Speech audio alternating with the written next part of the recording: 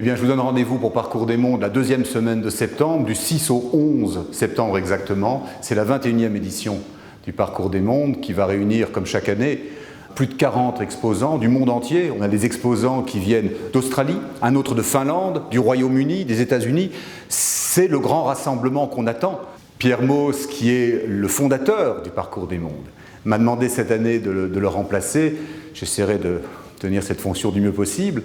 J'ai la chance d'être collectionneur d'art premier depuis toujours. Donc le Parcours des Mondes, avant tout pour moi, c'est ce rendez-vous à ne pas rater parce qu'on a la diversité de ces marchands qui viennent du monde entier offrir le meilleur. Nous avons cette année un partenariat avec la galerie Gradiva qui monte une exposition extraordinaire qui s'appelle Résonance, qui va reprendre 16 fétiches Nkisi du Congo qui ont été empruntés au musée de Tervuren à Bruxelles, qu'elle va mettre en opposition, en résonance avec des œuvres de Jean-Michel Basquiat.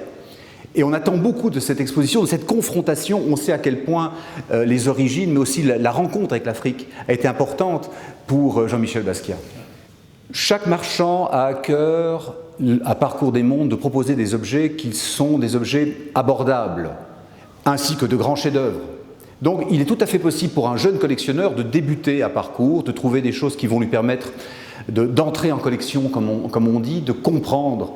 Vous savez, moi personnellement, mon premier objet était une toute petite chose, un petit pendentif des îles Salomon. J'ai acheté ce petit pendentif avec ses 3 frégates stylisées, j'ai acheté un livre, j'ai commencé à rêver des îles Salomon, j'ai commencé à rêver de la Polynésie, de la Micronésie, et j'étais parti en collection. Un bon collectionneur est quelqu'un qui achète avec son cœur. Je sais que ça a l'air d'être un cliché, mais c'est la vérité, parce que l'art est le meilleur investissement.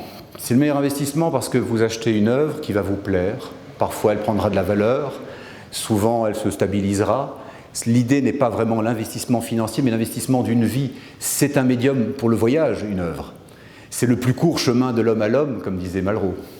La plupart du temps, les marchands vont conserver une année entière des objets pour monter des expositions thématiques juste pour le Parcours des Mondes en septembre à Paris. C'est vraiment le rendez-vous du monde entier, de tous ces collectionneurs, de tous ces marchands d'art premier à Paris. Saint-Germain devient le centre du monde des arts premiers pour une semaine.